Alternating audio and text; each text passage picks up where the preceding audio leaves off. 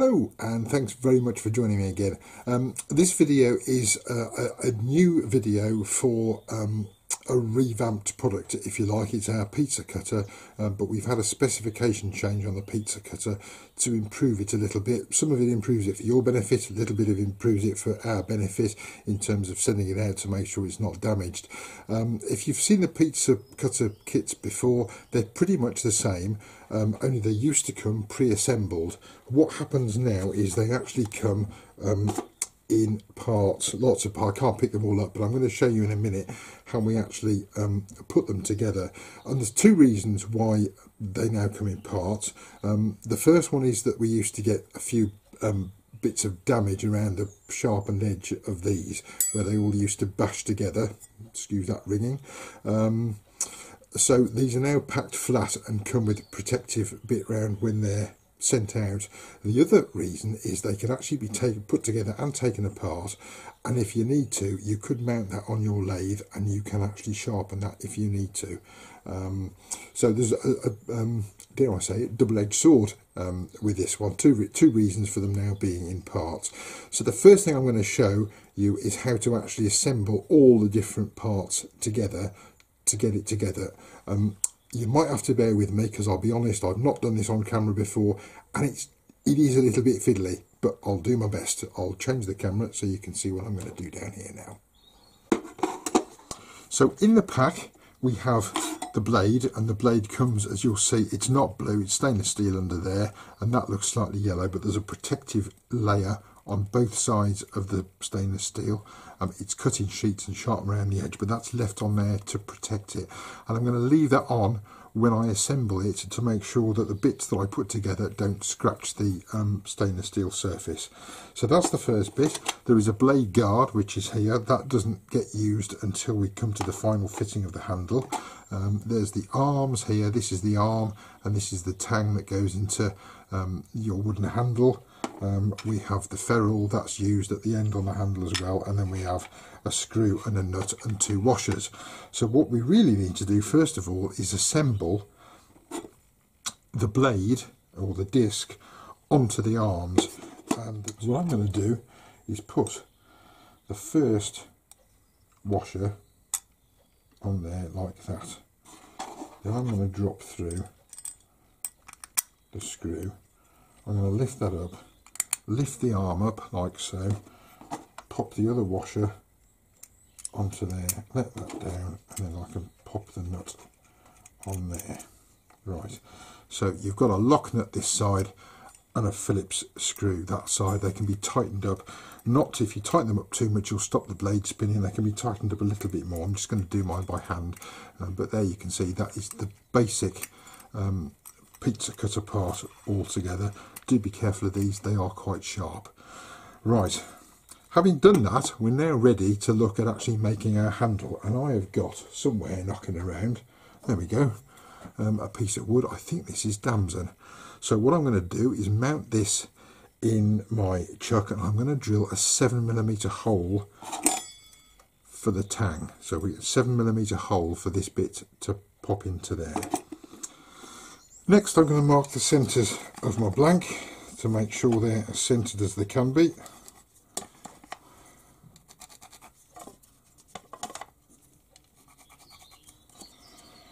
And I'm now going to mount this in the chuck and drill a 7mm hole at one end. The first thing I'm going to use is actually a centre finder, just to find the centre of this hole and make sure the drill bit when it goes in doesn't start chattering a little bit. Not too fast, around about 600-700 RPM.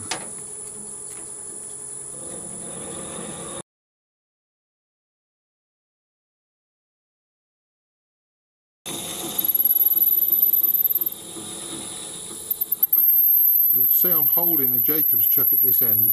When I'm withdrawing, I don't want this Jacobs chuck to come out of the Morse taper and stick in that, otherwise it'll spin it round, it will snap the drill, and this will come flying off.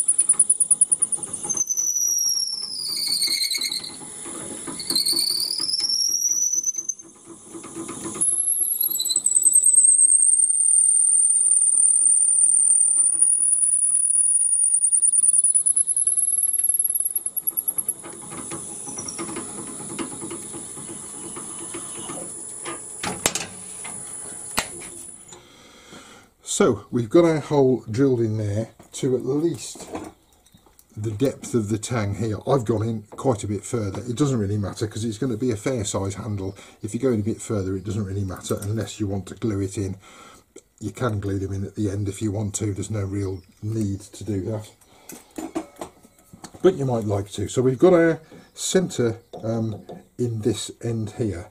What I'm now going to do is bring up a live tailstock to here, and I'm actually going to turn a tenon on this end, and the tenon will be the correct size for the ferrule.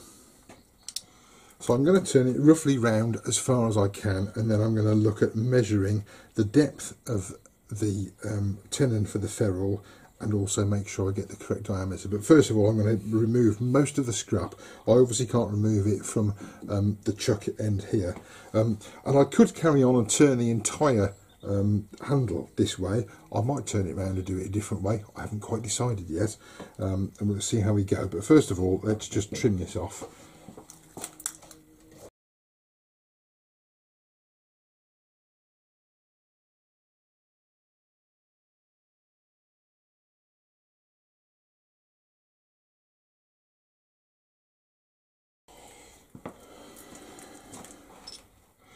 So if we now take the ferrule and actually mark on here, I can tell you the ferrule is 7mm deep, but if needs be, I can actually just pop that on there and just mark a little line there, and just mark that round. The advantage of doing the ferrule at this end is that I can remove the tailstock and just check the fit of it before we go any further to make sure that's right, and if I haven't got it quite right, I can then adjust it at this end without any problem at all.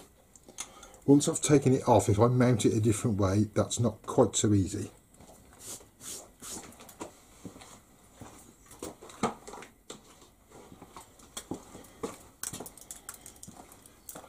And I'm using my digital calipers. You might have something different, just to measure the inside of that.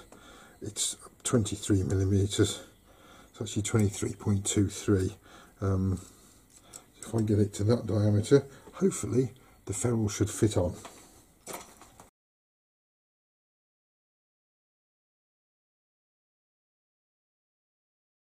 If I remove the tailstock, this is the proof of the pudding is in the eating, as they say, my ferrule will fit over there, and it does. If it's not really tight, it's not the end of the world. The job of the ferrule is, when you put the tang in there, is to stop the wood splitting out. So I'm really quite happy with the fit on that, and when the tang goes in, the rest of the assembly will be pushing up against that and pressing it in. So we've got our end of the handle here, fine. What I can now do, if I wanted to, was actually just carry on turning the handle, come down to a point, part it off and finish that by hand. So what I'm now going to do is bring my tailstock back up again to there, support this end. I don't need to do anything else with that bit. Now it's just a question of shaping the handle and parting off, and when I part off, I'm going to finish the very end by hand.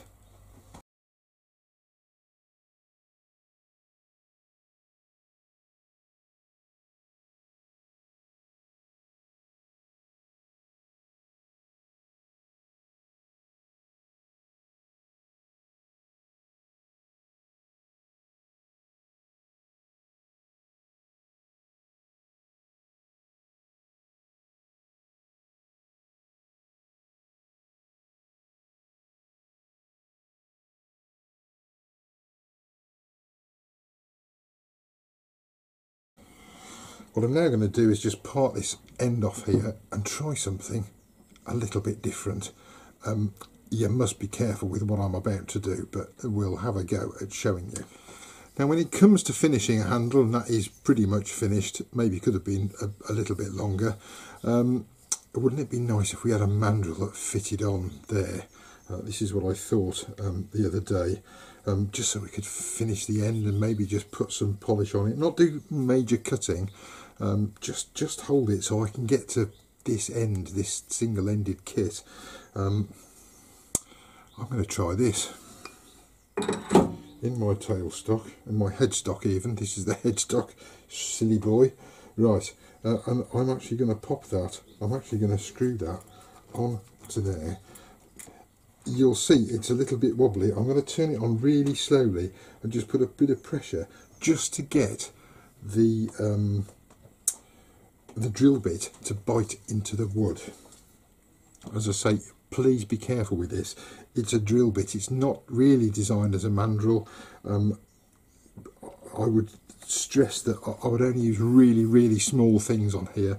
If you put a great big lump on the end of a drill and try and drive it with the drill, what will happen is it will come flying off and it will hit you in the face, because drills are not mandrels. They're made of different metal. They're cut in places. They are not as strong as a solid bar of metal, but I think for this purpose they're going to do quite a good job. It's not entirely centered, as you can see there, but we'll try and improve that just a little bit. Right, here we go.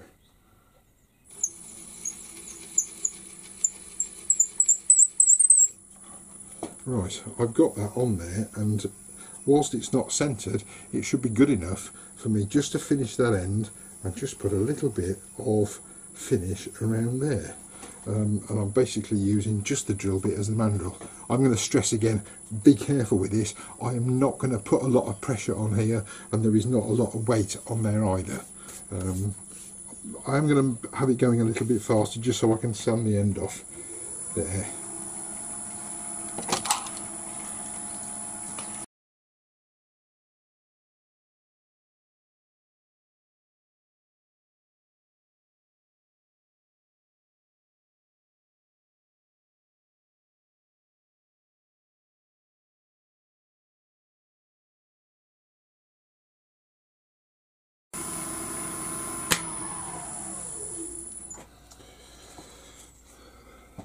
And once finished, all we then need to do is remove the handle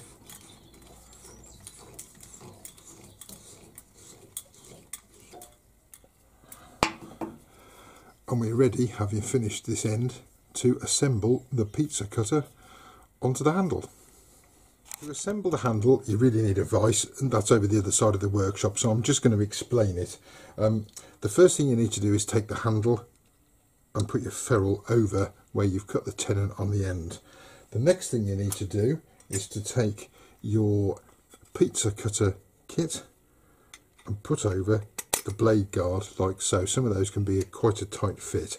That is then going to push down into the hole like so, but we're going to do that on a vise, and what I'm actually going to do is put the blade in a vise and just have or just hold the vise, and I'm just going to literally push the handle on by hand, and that will be pretty much the kit finished.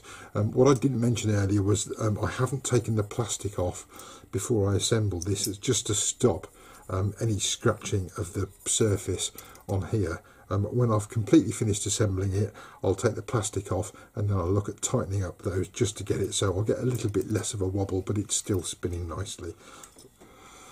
So there we go. In actual fact, I used just a little rubber mallet on the end of that just to finish that off, and there is my finished pizza cutter. All I need to do now is just remove, and again they're a little bit fiddly to remove, just remove the protective cover on there, and that is my job. Once those are adjusted,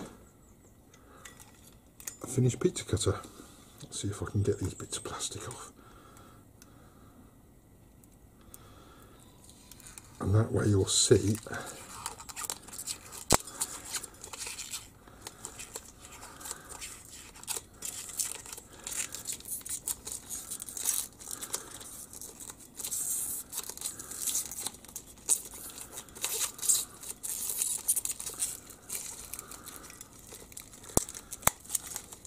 there we go. Then you can see the nice shiny stainless steel underneath, and I'll do the same on the blue side as well. So there we go, a slightly unconventional way of mounting the handle to get at the end, but you can see there we've got our finished pizza cutter kit. That's a bit wobbly because I haven't tightened it up. I've got yet another pizza cutter. I don't know how many pizzas I'm going to eat, but I think I've got a whole collection of these now. Don't ask me how many pens I've got, hundreds and hundreds of them all sat in drawers. I digress. I hope that's been helpful and fairly straightforward. As I said at the start, there's many ways you can choose to mount a handle when it comes to turning it. Hopefully maybe I've shown you a slightly different way on this video that you might not have thought before. I am going to stress, if you use a drill as a mandrel, be very careful with it.